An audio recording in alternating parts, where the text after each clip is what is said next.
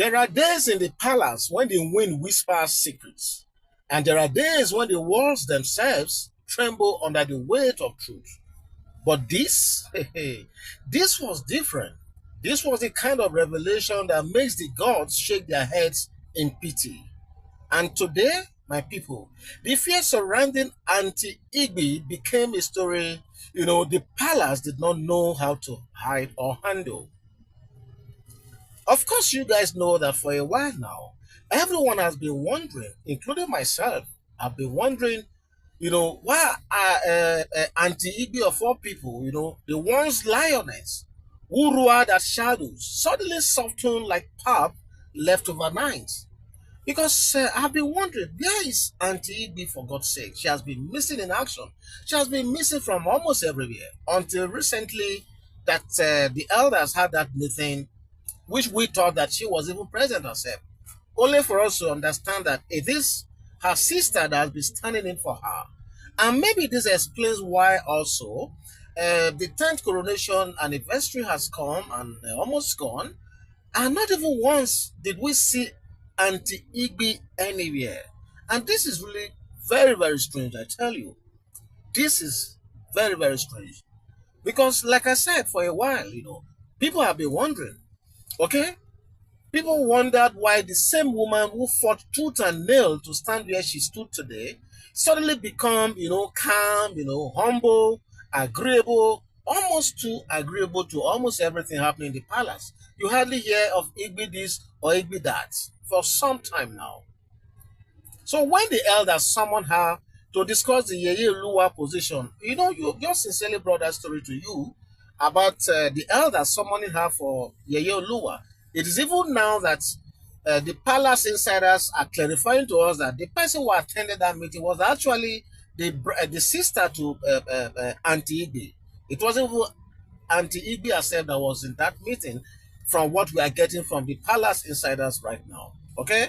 So when the elders summoned her the last time, which her sister represented her over the Yeyelua position, knowing the knowing that is at the moment they realized that this Queen Naomi return, with destiny is something that was surely going to happen. At that moment, they said the elders had, called for Auntie Igby. They summoned her.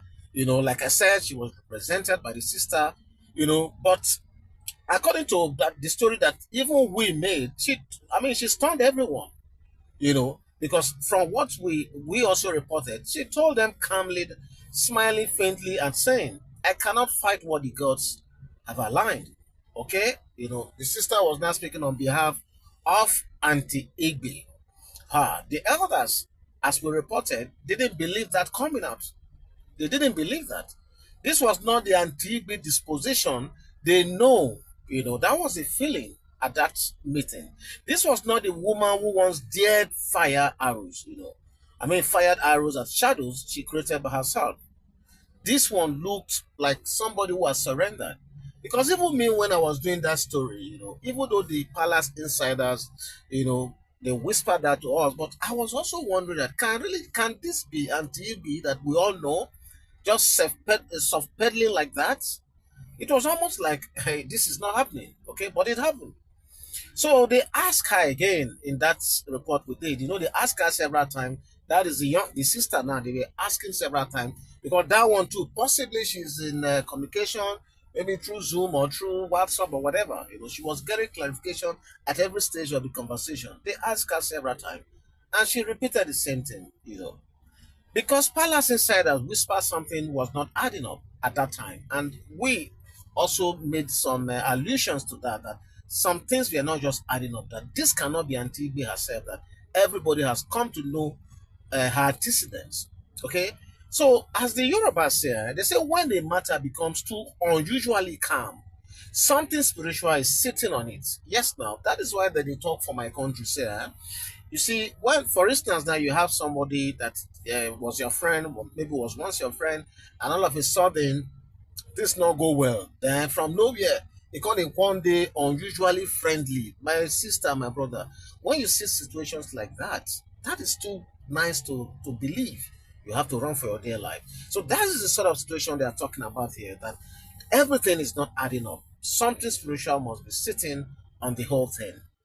Even Ebony, yes, the same Ebony, our ever present, is it ubiquitous, they call it now, someone who is everywhere. So the ever ubiquitous Ebony herself, the self acclaimed Iron Lady, has also tried forming an alliance with her, for the purpose of attacking Queen Naomi in the past. Still on the issue of the Yeye Lua. You remember? Yours sincerely did that story as well. And Antigbe also shocked everyone by refusing to go in alliance with Ebony. We also did a report about that. Not quietly, in fact, with a heated clash. In fact, at the end of the day, that issue, created a problem between both of them, as we also reported. Because she had told Ebony then, some battles bring blessings, some battles bring curses. I won't join you. And she walked away from that conversation thereafter, after the battles between both of them. Okay? So from that moment, Palace insiders whispered that something deeper was wrong somewhere. It's just that people couldn't put their fingers on it immediately. Some said she was acting like a pregnant woman. Some said she was simply scared. Others said maybe the weight of palace politics had finally humbled her spirit. Okay? So people were coming with all sort of permutations here and there. But today, the real truth crawled out like smoke escaping a burning calabash. For the past weeks, Auntie Igby has been away from the palace. Of course, this is no longer a secret, okay? That is why I said that even throughout the 10th year coronation anniversary celebration, I didn't even get a glimpse of her for once, okay? And while everyone assumed she was attending to her sick child, because we got a report also that her child was sick and she needed to cater for that child properly. Okay, so while a lot of people assumed that she was attending to that sick child, the real story was being stitched together by palace insiders who have mouths they cannot close. I'm sorry, but the thing is, we know how we get our stories from palace insiders, okay? And I wouldn't say their mouths cannot close, but somehow they find a way of, putting this thing out there, and it is our job to bring them to your doorstep, right? So, according to their whispers, Antigbe secretly sought spiritual intervention. No wonder, because I have been wondering that, look, for Antigbe to be this calm, just giving away Yeye like that, not even trying to make some falls or something, I have always known that something was right there. So, according to the palace whispers coming out at this time, they are saying that Antigbe secretly sought spiritual intervention. Wow, I have heard in the past that Antigbe is very good at those Babalawo stuff. I've heard that, even though I've not done a lot of reports on that, but I have actually heard about that. And this is just to let you guys know that, look, sometimes there are a lot of palace whispers that come out that we get to hear about. And some of us decide to do some of these stories and we decide to just let some go. Okay? So it's not every palace insider gist that we hear that we bring to your doorstep. We kind of filter them and pick out the ones that we think will make a bit of resonation with you guys. Okay?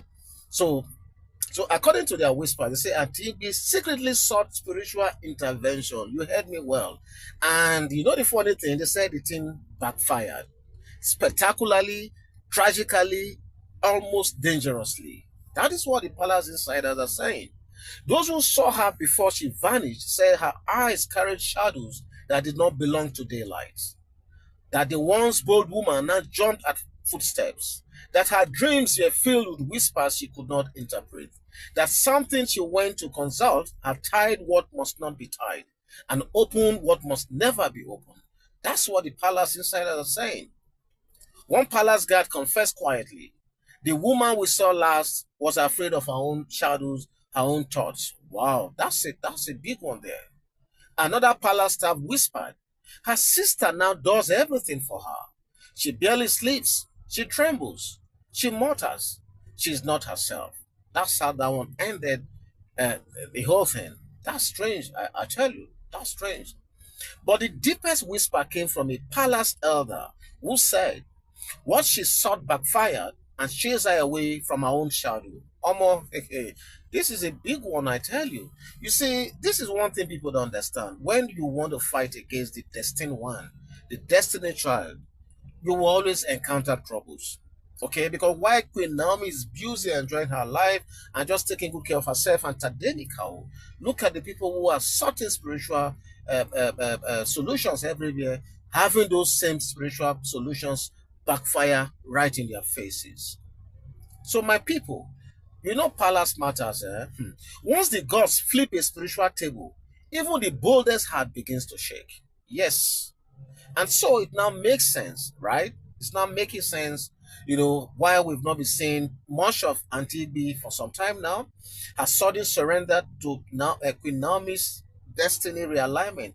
Are you guys now saying that everything is not aligning now? Her refusal to form alliances, even with Ebony. Have you not seen that she wanted to go solo? To find a way to maybe just ensure that things don't go well with Queen Naomi. She went solo, and now she's suffering solo as well. Her escape from palace politics, everything put together now, is beginning to add up. Her eerie humility in meetings, her fear, lays silence, all these are now beginning to add up. But this was not peace, I tell you. This was panic induced. This was panic inspired. All these things, okay? She was not acceptance, this was, I tell you, this was not acceptance. All those things she was doing, it was just her own survival. Like the Yoruba say, when the mind breaks, the body becomes a slave. And right now, Auntie Igby's mind is walking through a storm she created with her own hands. The palace now watches in silence, some with pity, some with satisfaction, some with quiet curiosity. And Queen Naomi, what do you think she's doing right now? Like I said, she's largely unbothered, unshaken, untouched, walking gracefully in the paths destiny carved long before any of them even arrived at that palace. Don't forget, I told you guys some time ago that look, when Queen Naomi left the palace, and those women were brought in. It was not necessarily because Oni himself wanted to just do that. It's a combination of factors, and one of them is the fact that it is not permissible that there should be a vacuum in the palace, and that is why those women had to be brought at that time. Okay, so but this is not saying that our KBC not like women. No, that's not what I'm saying. No. Of course, we all know that our KBC likes women a lot. In fact, beautiful women for that matter. Okay, but I'm just trying to put the record straight as well. Okay, as for Antigua, the fear and madness arc has only just begun. The palace keeps asking, what did she go to seek? I've not told you guys what she went to seek, right? Because as at the time I'm doing this report, I haven't got wind of the palace insiders haven't given us a hint of what she went for. And that is why the palace keep asking, what did she go to seek? Who did she go to meet? And why did he return back to sender? These are the questions that are, reverberating all over the palace of Ooni of Ife right now. And of course, as soon as we get to the root of what she went to seek, who she went to meet, and everything around it, yours sincerely will, of course, bring the story back to you. Only time will reveal the answers, I tell you. It's just a matter of time. But as it stands, her spiritual gamble has turned into a crisis that even the palace cannot ignore at this time. And so, my people, this is the unfolding tragedy of a woman who tried to touch destiny with unclean hands. Because in the palace of Ile-Ife, one truth never fails. The crown listens only to the one chosen by the gods, and no one else.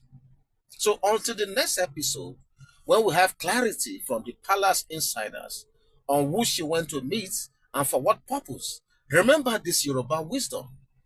It says, he who walks against destiny walks into darkness. And apparently that is exactly what has happened to Auntie Igby right now.